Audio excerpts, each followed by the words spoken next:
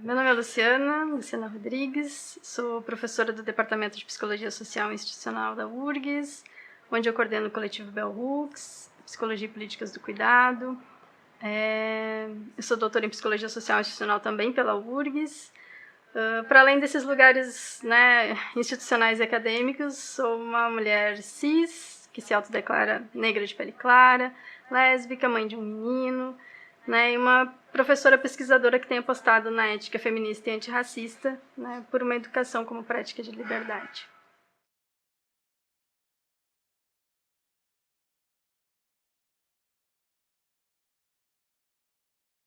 Acho que eu sempre digo que é importante a gente, quando a gente, né, fala do tema, né, dessa construção racial, a gente poder compreender, né, e nos remeter que esse processo, né, de construção dessa inferiorização entre, digamos assim, mais ou menos humanos, porque no final das contas é disso que se trata, essa inferiorização entre negros, brancos, indígenas, né, enfim, ela nos remete a um processo de colonização. Né, porque foi com esse processo, né, com a chegada, enfim, dos colonizadores portugueses aqui nas terras, né, do chamado Brasil, que se dá essa construção, né, que é uma via de mão dupla, né, ao mesmo tempo que constrói uma inferiorização, né, dos ameríndios e dos africanos, eles constroem uma superioridade branca, né. Então é importante a gente entender que esse processo que está até hoje no contemporâneo, produzindo práticas e efeitos, né, subjetivos e sobre os nossos corpos, né, ele tem início com esse processo, né, de colonização. E que isso constitui um modo da gente se relacionar, um modo de compreender o mundo. Né? A gente se relaciona através, né, dessa matriz, dessas lógicas, né, dessas práticas, né, que obedecem lógicas coloniais, que é de hierarquização, dicotomização, né, que estão ligados a valores de um sistema supremacista branco, valores civilizatórios europeus, né, que vão construir essa linha, né, onde, né, alguns são considerados mais humanos do que outros. Né? Na verdade, a gente tem a construção do que se considera humano dentro desse processo histórico, né, é uma construção de uma humanidade branca, né, porque ela exclui todos os outros que não estão relacionados a esse padrão, a essa régua, né, que são os valores civilizatórios europeus, né, e, consequentemente, né, as pessoas brancas. Então, é sempre importante a gente entender esse processo, né, e os efeitos do racismo, né, a partir dessa historicidade que nos acompanha, que vem sendo atualizada, né, nas nossas práticas cotidianas e contemporâneas, eles são avassaladores. Né, tipo, se a gente for pensar, né, quando a gente tem como referência, né, o branco para aquilo que é considerado belo, normalidade, saudável, né, a gente tem toda uma construção, né, de processos subjetivos e de violência sobre os nossos corpos que nos remete a cenas que vão desde os estereótipos, por exemplo, né, construídos em relação às mulheres negras, estereótipos da mulher negra raivosa, da mulher hipersexualizada, né, de cenas que falam, né, de consumidores sendo perseguidos no supermercado, né, do medo do homem negro, dessas construções, né, da possibilidade de crianças, né, no âmbito da escola, por exemplo, terem um aprendizado desse racismo, né, porque o racismo é algo que a gente aprende, a gente tem uma série de práticas, né, que corroboram o aprendizado dessa hierarquia, né, de que uns são mais humanos do que outros, que vidas importam mais, algumas importam mais do que outras, né. Então a gente tem toda essa construção histórica, e não é à toa, né, que Lélia Gonzalez, uma das grandes intelectuais negras brasileiras, vai dizer, né, que a gente tem no Brasil uma construção de cidadania de segunda classe, que é direcionada, né, às pessoas negras desse país, né, porque não só tem toda essa construção que eu estava falando dos parâmetros, né, de beleza, de normalidade, do que é mais saudável, que tudo se remete, né, à figura, né, da branquitude, como o acesso à garantia de direitos, a circulação em determinados espaços, né, o acesso a bens e serviços, ele também é garantido de uma forma diferente em relação às pessoas brancas e às pessoas negras. Então, toda essa construção a gente tem, né, por esse processo, né, dessa categoria, né, racial que é construída, né, a partir do processo de colonização. E a gente tem uma série de experiências e dados, né, que vão corroborar esse processo, né, e que vão nos falar, né, a gente tem dados que são assustadores, por exemplo, O último Atlas da Violência, de 2020, vai apontar que, por exemplo, em relação à questão da violência contra as mulheres, né, do homicídio contra as mulheres, né, o dado que mostra que entre 2008 e 2018, 11,7% dos homicídios contra mulheres não negras diminuiu, e, em contrapartida, 12,4% dos homicídios em relação a mulheres negras aumentou. Né? Então, todos esses dados, a gente não tem como olhar para esses dados sem pensar no atravessamento e na centralidade, né, da categoria racial, assim, porque isso conforma vidas, possibilidades, né, de afirmação ou não da existência das pessoas.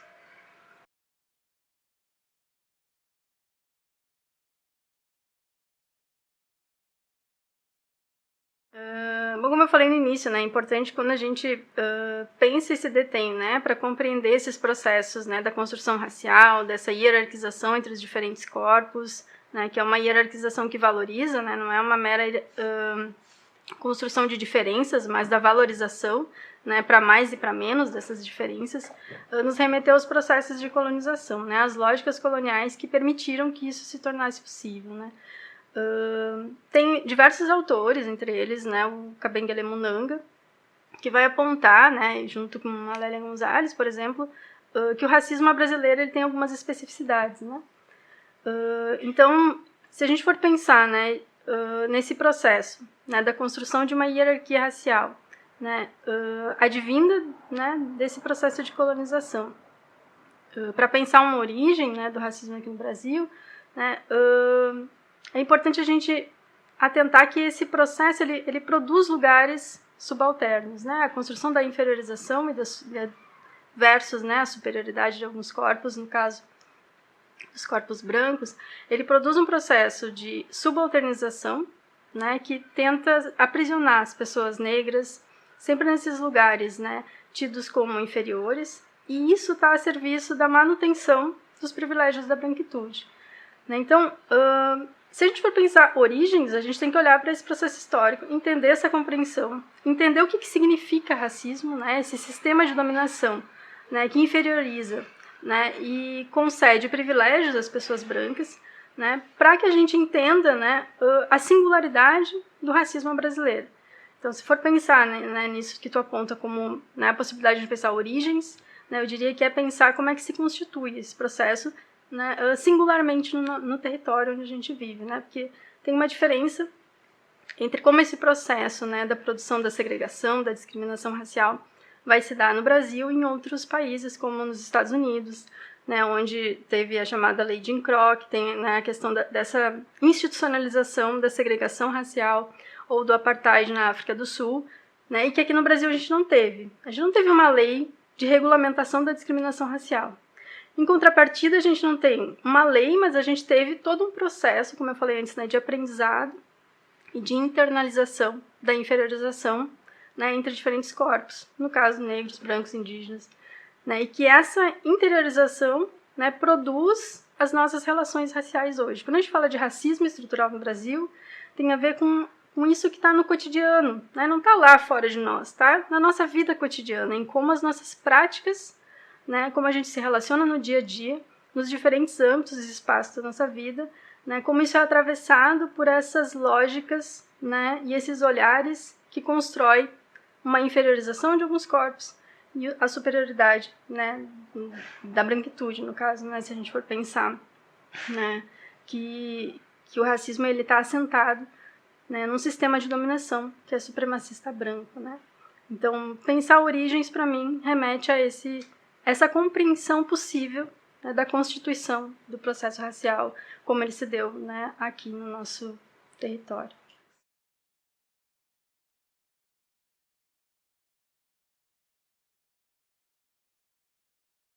Sim, é sempre importante, quando a gente pensa em representatividade, pensar que o Brasil é um país onde, né, mais de 50% da população se autodeclara negra.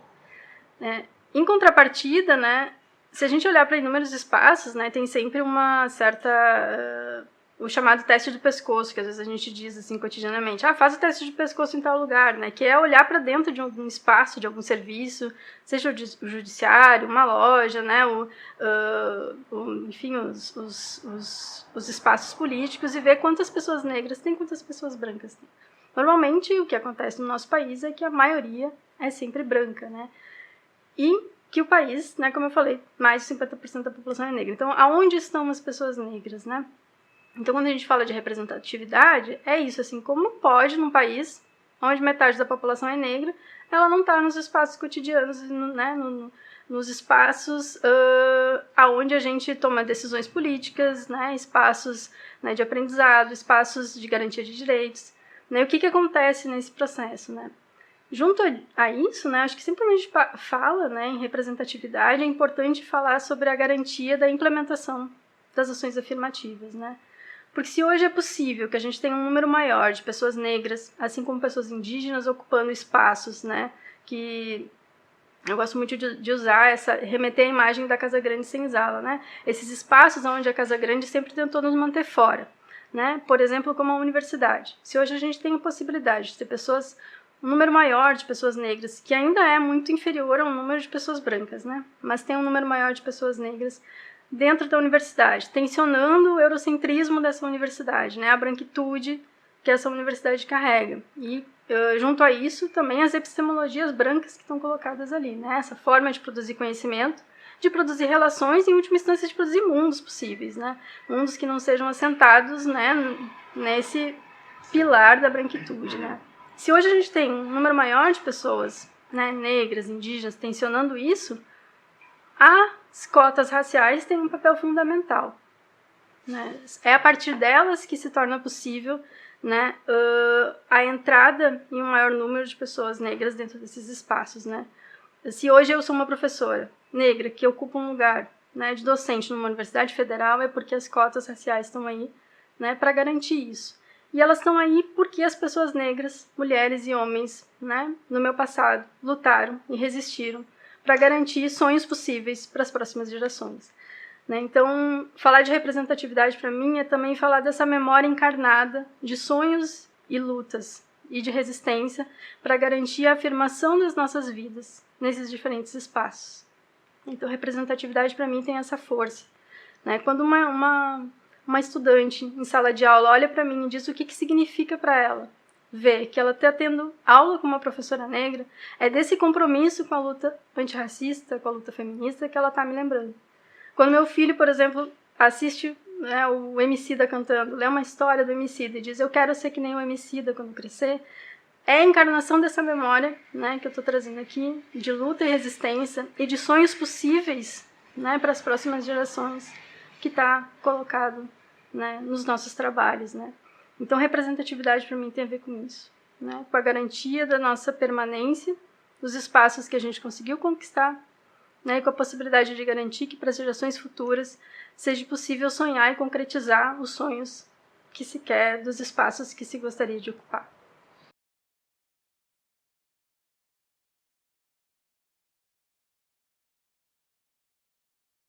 Sim, atualmente a gente tem o debate sobre o lugar de fala, ele está bastante presente, né, nas conversas e nos diálogos da atualidade, assim, né. Eu sempre gosto de pensar, né, que o lugar de fala ele nos remete também ao compromisso de pensar o lugar da escuta, né. Eu vejo, assim, acompanhei, enfim, em diferentes momentos, né, situações onde pessoas brancas, por exemplo, usaram o fato de serem brancas para não se posicionar em relação a questões raciais, né? Em debates, enfim, de dizer, bom, isso não é, né, eu sou uma pessoa branca, então não vou falar sobre isso, como se o racismo fosse algo que os negros tivessem que se haver com isso, como se fosse uma produção deles, que eles que têm que resolver, quando, na verdade, o racismo é uma produção e um efeito, né, de um sistema de dominação supremacista branco, como eu já falei, né, anteriormente, assim. Então, é importante a gente pensar que o lugar de fala tem a ver com esse compromisso, né, de se posicionar a partir dos seus lugares, né, de fala, enfim, dos seus lugares de experiência, dos lugares que se ocupa, e não se eximir do debate em relação a qualquer questão, e no caso aqui as questões raciais, né? Porque isso é muito fácil, e esse equívoco de usar o lugar de fala para não se posicionar, né, tem a ver com a manutenção dos privilégios da branquitude. Né? Quando se exime desse debate, se exime do compromisso de pensar na implicação das práticas, né, das pessoas brancas, enfim, da branquitude enquanto sistema de dominação, sobre a construção e reprodução do racismo.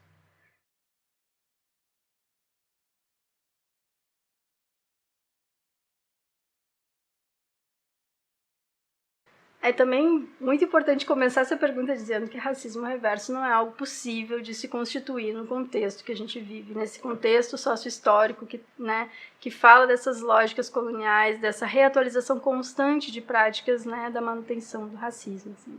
Racismo reverso, então, é algo que não existe, e não é que não existe porque é a minha opinião enquanto professora, não existe porque a gente tem uma série de experiências, de práticas, de dados, uma série de ferramentas que produzem um diagnóstico para, né, nos dizer, olha, não é possível existir racismo reverso no Brasil. E, né, não é possível existir racismo reverso, não só no Brasil, mas, né, em outras situações onde o contexto né, das relações se dá, né, pela construção dessa hierarquia racial.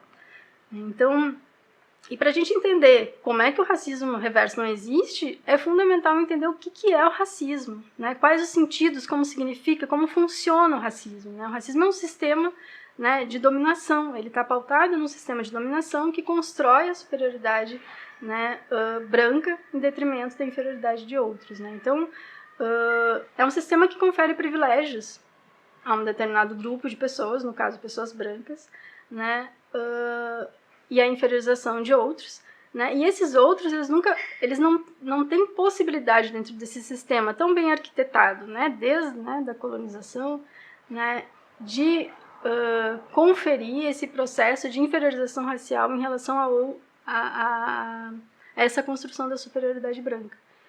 Então, é fundamental entender o que é o racismo. Né? Às vezes as pessoas confundem racismo com algum tipo de outros tipos de discriminação. Né? Ou então não conseguem entender, por exemplo, que o racismo, né, essa construção do racismo, ela está estritamente ligada com a produção de privilégios. Né? E às vezes as pessoas brancas, quando a gente está num debate sobre isso, não entendem o que significa privilégios, né? Como se privilégios fosse somente, né, ter boas condições financeiras ou ser uma pessoa rica. E aí às vezes as pessoas brancas lançam mão de argumentos como, não, mas existem pessoas brancas que são pobres, ok, existem pessoas brancas que são pobres e sofrem por isso. Mas elas não vão sofrer, né, pela forma como a construção racial, né, produz violência sobre determinados corpos. Elas não vão sofrer, né, porque a cor da pele delas é diferente. Né? Então, é importante a gente ter essas compreensões sobre o que é racismo, sobre a construção de privilégios, e que privilégios inclui a possibilidade de existência. Né? É privilégio, né, um menino poder sair de casa sem que a mãe se preocupe que ele vai ser confundido com um bandido na rua e sofrer violência policial. É um privilégio que as crianças possam ir para a escola, né, ou assistir um desenho, enfim, ouvir uma história, né, e reconhecer os seus corpos em histórias onde a construção, né, da sua corporeidade é positiva, é amorosa, é afetiva. Né? É um privilégio tu poder sair na rua, em diferentes espaços, seja do trabalho, da universidade, né, enfim, os espaços, né, onde a gente circula, e não ser interpelado com a pergunta, tu está servindo? Né, porque isso acontece. Né? Então, isso fala de privilégios. Né? Privilégios que pessoas brancas, que esse sistema supremacista branco confere, né, às pessoas, né, que são brancas, né, e não a pessoas que são negras. Então, entender isso é fundamental para que a gente não lance mão, né, desse recurso de dizer que racismo reverso é algo que existe. E se lança a mão disso, né, é importante voltar de novo para a questão que eu estava falando antes, que a Maria Aparecida Bento vai falar, do pacto narcísico da branquitude. Eu gosto muito desse conceito que ela usa, porque fala, né, de como a branquitude utiliza, né, ideias como essa do racismo reverso, que não funcionam para nada mais do que sustentar os seus próprios privilégios. Né? Quando se diz isso, né, por exemplo, diz, não, mas agora tudo é racismo, a gente não pode nem fazer uma piada. Né? É sustentar o privilégio de poder rir do outro. Né? É disso que se trata. falar do racismo reverso, de sustentar os privilégios que se tem. E os privilégios é muitas vezes poder ter garantia de direitos sociais, direito à educação, à saúde, à moradia, né? Porque como eu estava falando antes dos dados, se a gente for olhar os dados em relação à desigualdade, as pessoas negras, né, a população negra é que ocupa as maiores porcentagens em relação aos dados de desigualdade. Isso fala da não garantia de acessos que deveriam ser direitos de todos, cidadãos e cidadãs.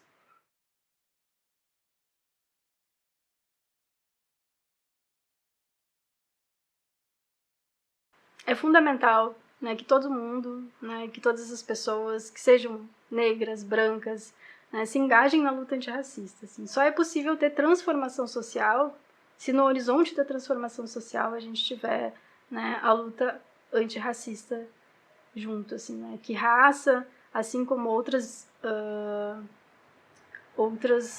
do que se comumente na universidade se chama de marcadores sociais da diferença, né, como questão LGBT, né, do capacitismo, enfim, gênero, raça, classe, né, que isso não seja tomado como um mero marcador, um recorte social que a gente possa usar ou não, né, que a gente possa fazer essa mera escolha de não quero falar sobre isso, quero falar, agora vou falar, não vou, né, mas que a gente tome essas dimensões como dimensões constitutivas da existência. A gente não pode, né, compreender o mundo, as nossas relações e se engajar na transformação social se a gente fizer recortes como se, né, essas dimensões da existência fossem um mero marcador que a gente usa ou não. Eles constituem o que a gente é, constituem vidas, histórias, né, possibilidades de existência. Então a gente precisa, né, olhar para isso e encarar de frente. Por mais que nos doa muitas vezes olhar, né, para a desigualdade, para as violências, né, é preciso encarar isso de frente para poder construir práticas, né, que estejam aliançadas com a luta antirracista e contra qualquer sistema de dominação, né, que está em curso na nossa sociedade. Assim.